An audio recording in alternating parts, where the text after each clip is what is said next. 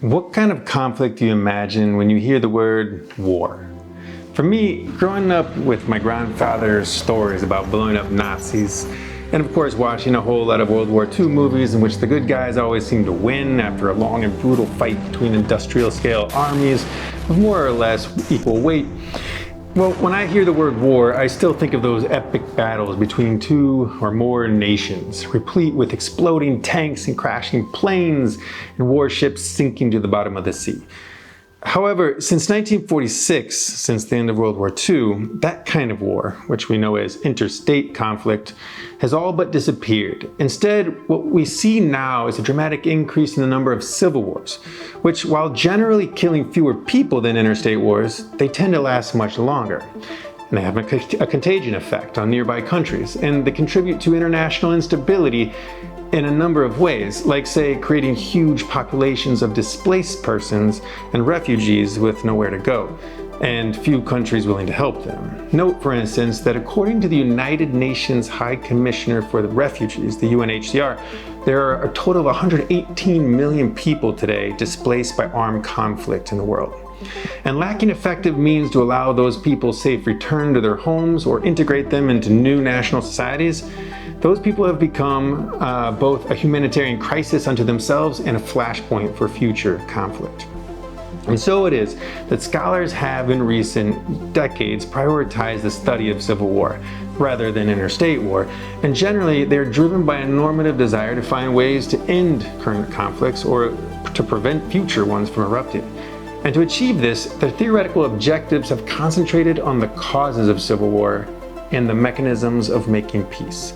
For now, I'll stick with the first question. What causes civil war?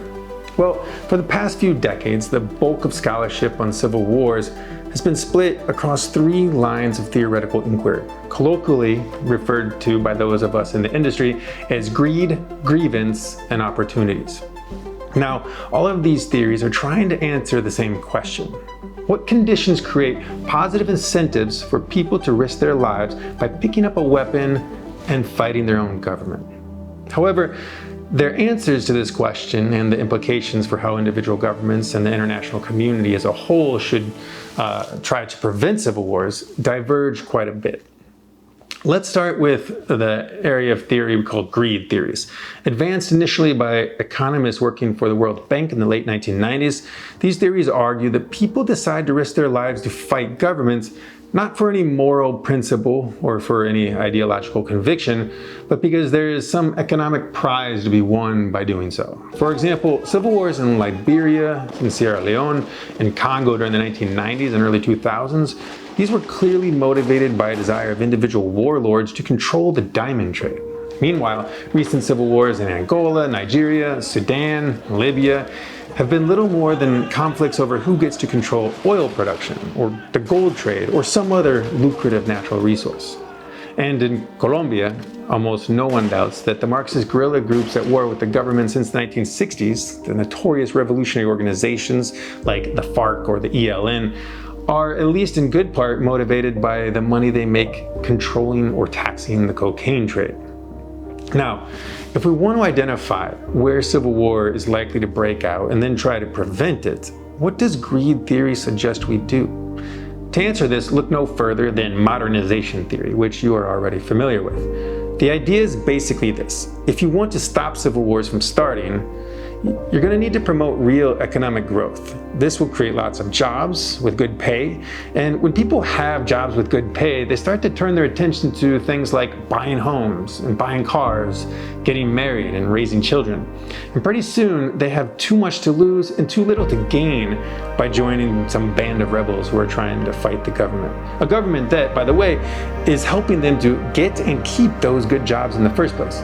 In short, greed theories are a derivative of the Smithian economic theories we've talked about before, classical liberalism. They're premised on the idea that individuals are primarily motivated by material self-interest, arguing that they will pursue that self-interest rationally, always looking for the most cost-effective and lowest risk ways to make a buck. Give them jobs, the wisdom goes, and they won't go pick up a gun.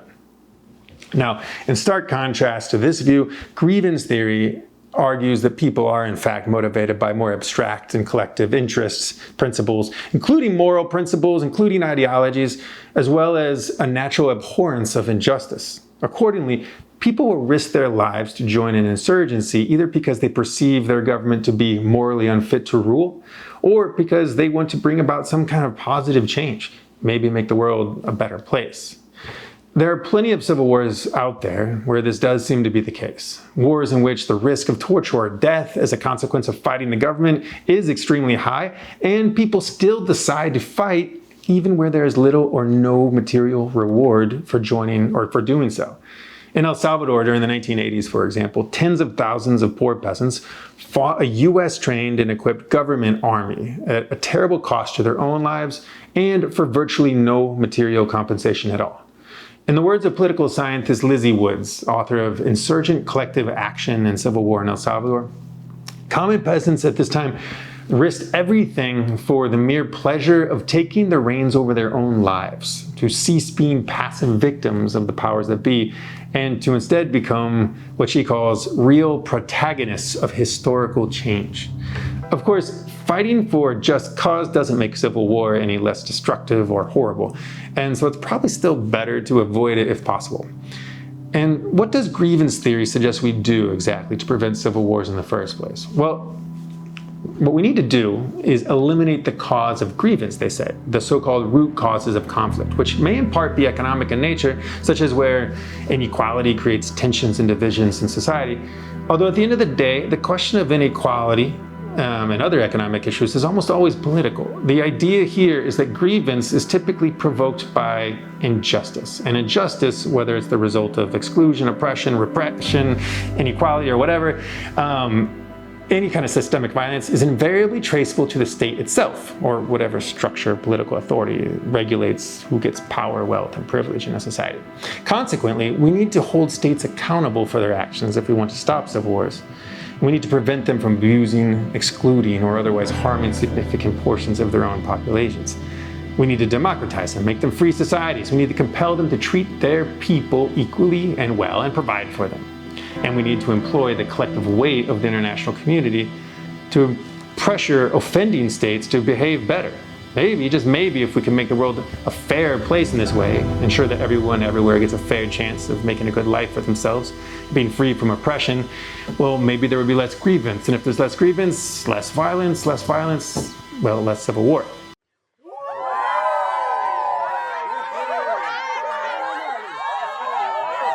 Okay.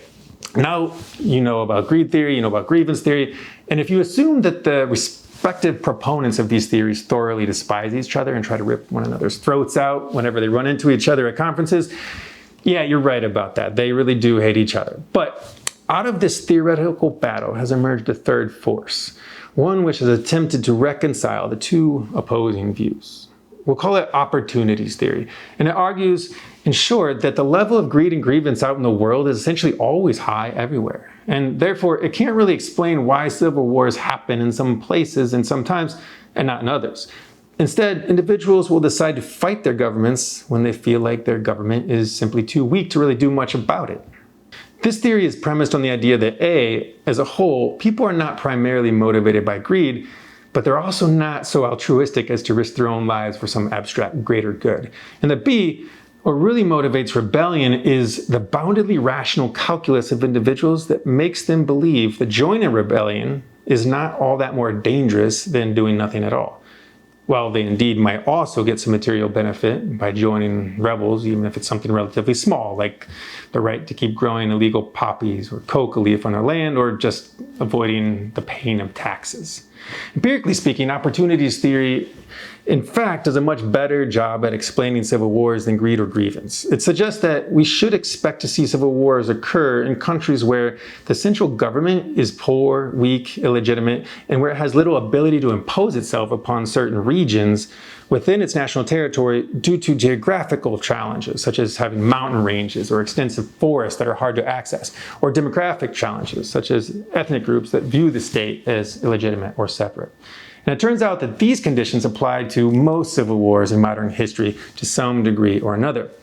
However, there's one more body of theory deserving of mention that sticks a stinky pin right in the thick of this debate and throws just about everything on its head. Up until now, all of our theories discussed implicitly assume that civil war is primarily a consequence of some problem within the country experiencing that war. Indeed, it's easy to look at countries enmeshed in civil war today and say, what a hot mess they are. But the truth is, most civil wars are shaped to some extent by the meddling of international actors, including foreign states that have political and economic stakes in who wins and who loses, or who benefit from the continuation of the conflict itself, no matter which side eventually wins or loses. Now, one of my favorite theories in this internationalist scholarship comes from a soldier turned academic named David Kilcullen. And he detailed his account of the theory in his book, The Accidental Guerrilla, which talked about NATO's war with Afghanistan between 2001 and 2020.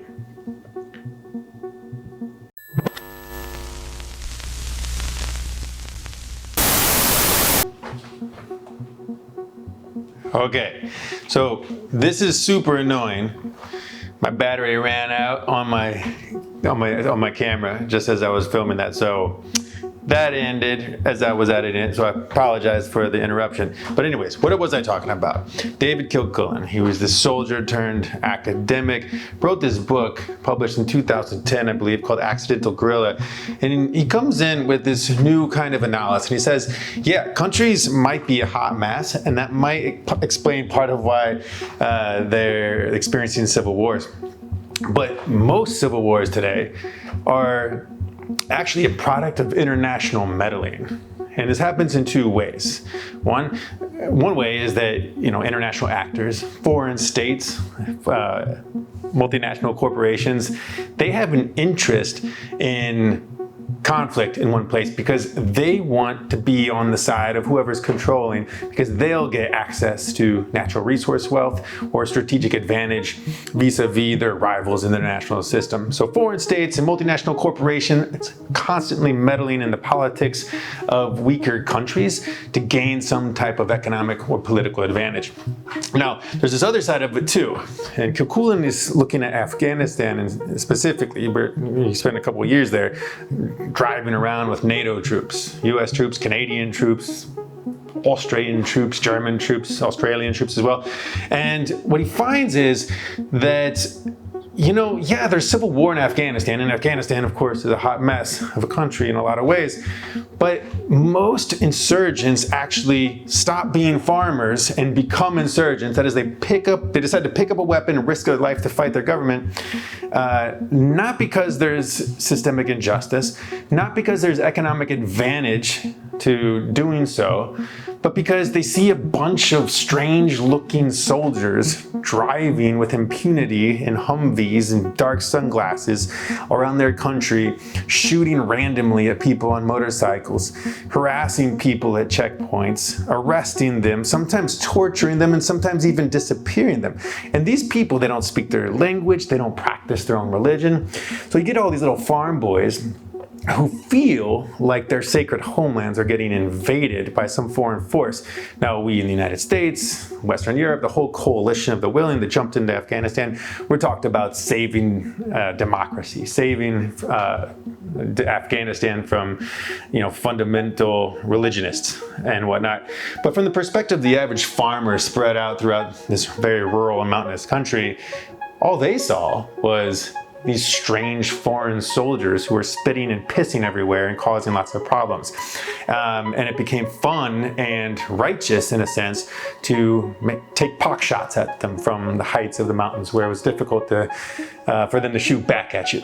So what you get, in essence, is as a consequence of foreign meddling and military intervention, you get the accidental guerrilla syndrome, where people who would otherwise just continue on farming poppy seeds or whatever they're growing in their fertile valleys are instead picking up AK-47s and shooting at who they perceive as the enemy. So all this is to say is that, you're likely to see a civil war break out where countries are a hot mess, where they have lots of poverty, inequality, corruption, injustice, and all of that. But it's hard to find a civil war in the modern era that is also not provoked in some way or worsened in some way by the meddling of foreign powers, economic and political. All right, that's it. But going back to the question, what causes civil war? Maybe the best way to answer that question is to ask this to yourself. What would cause you to decide to pick up a weapon and fight your government, knowing that there might be a great risk of losing your life or your freedom for doing so? What kind of conditions would actually lead you to take that decision? All right. Oh, I'm Professor Michael Wolf, and this is Comparative Politics Online. Compare.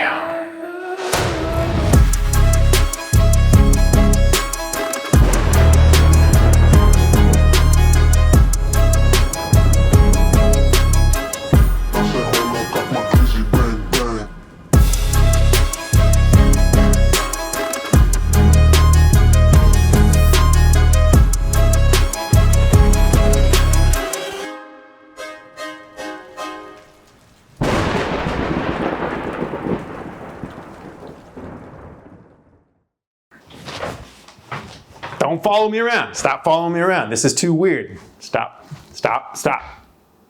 Stop. Yeah. Okay.